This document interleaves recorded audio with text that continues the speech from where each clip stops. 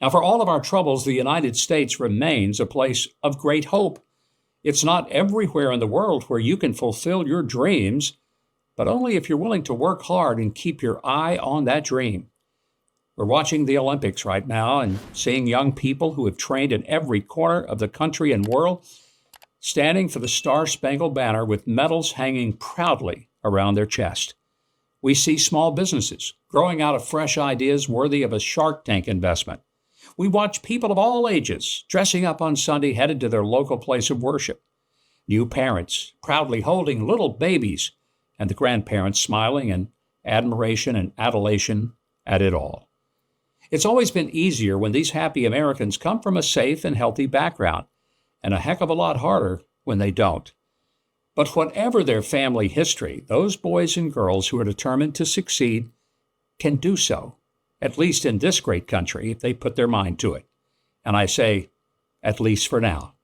But imagine what it would be like if you wanted to make it, but first you had to work your way through drug abuse, welfare, multiple abortions, and even crime. Our next guest did just that. If you've not heard of her before, and I can't imagine that you haven't, well, tonight you're going to meet her. She's made it to the top as the founder and president of the Center for Urban Renewal and Education. She's a columnist, author, television host, the founder of the Center for Urban Renewal and Education, and in this election season, she's an outspoken leader with a lot of wisdom and worthy guidance for anyone having trouble trying to decide how to get this country back on the right track. Star, welcome to our new show. It's a delight to see you again, and thanks for joining me. Oh, I'm so excited to be with you, Mike. Do you remember the time you were walking through a hotel here in Washington, D.C., and I was preparing for our annual policy summit with our pastors, and we didn't have a keynote speaker, and I'm like, Mike, what are you doing here? Providence was there. You came in and met the pastors. Do you remember that? You know, and I think those people thought that I was supposed to be on the program all along. I didn't have the heart to tell them. Star would never have invited me unless she was desperate and her speaker didn't show up. But here I was, so I bailed her out. Yeah. That's what it was all about that night. You bet. Oh, now you know I love you, and had such a time with you even in Israel. So we're very excited. I'm very excited about your new show. Congratulations. Your career goes before you, and your legacy is profound with Sarah now. Oh, I should say Governor Huckabee Sanders there in your great state of Arkansas. So I really appreciate this. I appreciate you and your family. It's okay if you call her Sarah. You knew her when she was a little girl, so that's fine. You knew her long before she was a governor, when she was just a little runt running around in junior high. All right, Star, I want to get right into this. You have written some things that are, I would say it's fair to say, provocative. And it's a lot to do with how government has failed the very people it says it's trying to help. One of the report you have written is called The Weaponization of Race. You make the case that it's progressive politicians who've actually made things worse. And they've done it because they've had exploitation of moments like the unfortunate death of George Floyd. Explain what you mean when you talk about the weaponization of how government is messing up what they're trying to fix. Well, thanks for this opportunity, because what we all know is our founding fathers had an idea in mind when they thought that mankind could self-govern, and they were going to give the world an opportunity to prove it through the experiment of this great country. When you think about what has happened over the last 50, 60 years, too many Americans have bought into this notion that freedom is for only some, including the very people that need freedom the most in their own communities and their own ethnicities. And so what I did was looked at why it is that we keep allowing for the progressive left to weaponize race on areas, whether it's from DEI to critical race theory to reparations, and all of this demand, when we know that that was not what Dr. King's movement was about.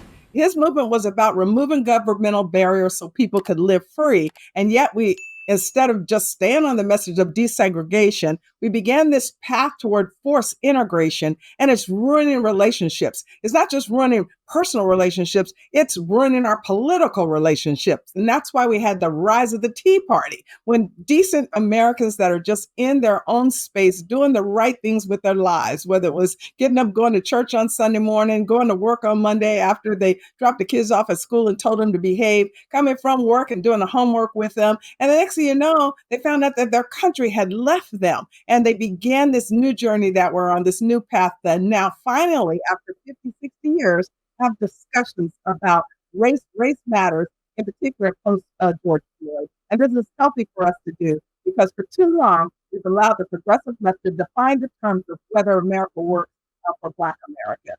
It's why our organization here has just released our second tome called The State of Black Progress. And we have a lot of ideas in there, but we also tell truths in there that many Americans don't know about this particular people group, that America actually works very well for us. You know, the economy is uncertain. You never know whether your money's worth as much today as it was yesterday. It's one of the reasons I buy gold from American Hartford Gold. American Hartford Gold has earned a 5-star rating and an A+ from the Better Business Bureau. Be sure to tell them Mike Huckabee sent you.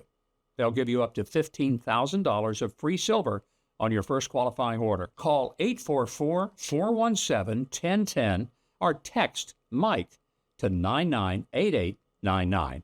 You'll be glad you did business with American Hartford Gold. Star, you and I have known each other a long time. I know your story. It's one of the most powerful stories I think I've ever heard. You did not come from privilege. You did not come from a family that gave you the key to Harvard or a trust fund. It was the absolute opposite. Your story is the story of many young Black women growing up in America who really came from a place of desperation.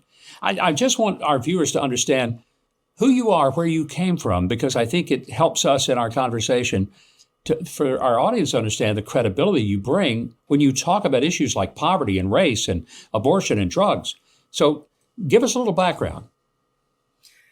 Yeah, it's interesting, my story. And as I continue in my adulthood, I become more appreciative of that moment when God reached into the world and saved me from myself, because I was one who had believed a lot of lies of the left, that my problems were somebody else's fault, that America was racist, I shouldn't mainstream, that I was poor because others were wealthy. And I got totally off track. Now, did my parents grow up in an environment that wasn't conducive to the ideals of America, the freedoms of America? Yes, they did. They grew up in the Jim Crow South. My dad was part of the first integrated forces in the Air Force, and it was a very, very hard time. They never mentioned it. So a lot of my intel, if you will, came from outside of my immediate household, which was not a Christian household. But my story is really a simple one. It is a story of Christianity. It's a lifelong story of many that have gone before us to say that even in the worst of situations, God can reach in and change you. And I allowed him to do that because, as you expressed, yes, I was involved in all kinds of activities, from criminal activity, the drug activity, the sexual activity, in and out of abortion clinic after clinic, finally going to live on welfare. And that was going to be the way that I just would be in reality, even into my death. But God saw differently and used some gentlemen that I met in a business in South Central Los Angeles, where I was trying to get them to pay me under the table so that I didn't have to tell my caseworker that I was getting all this extra money. And they introduced me to God's principles. First, they told me I couldn't work there because my lifestyle was unacceptable. When I asked unacceptable to who, they said God. And I'd never thought about God. Not thought about him with a capital G for sure. And I didn't think about that he really loved me and died for me, which is what I heard over time when I went to church with them, that he just wasn't mad at me and he had redeemed me and wanted me to be free. So it's a simple story to some extent, because anyone from any background, any ethnicity, anyone that just needs to be born again and start anew on their salvation in Christ. And so, grabbed a hold of it, started down a different path. And now I'm wondering, okay, Lord, how long is this path going to go into warfare? Because now I do find myself running Cure here in Washington, D.C., working on market-based solutions to fight poverty. And so we are, very aggressive when it comes to promoting, free market ideas in areas of culture, race, and poverty. We are conservatives. Well, I just think it's one of the most powerful stories in America today. And what a joy to be able to watch the impact you're having on culture and even on legislation. And that's what we want to get into when we come back. We're going to be back in a moment with Star Parker. A lot more to talk about, but I hope already you are encouraged, because I don't care where you are, where you have come from. Her story is a great reminder that where you start is not where you have to stay. Grace of God is able to lift you up.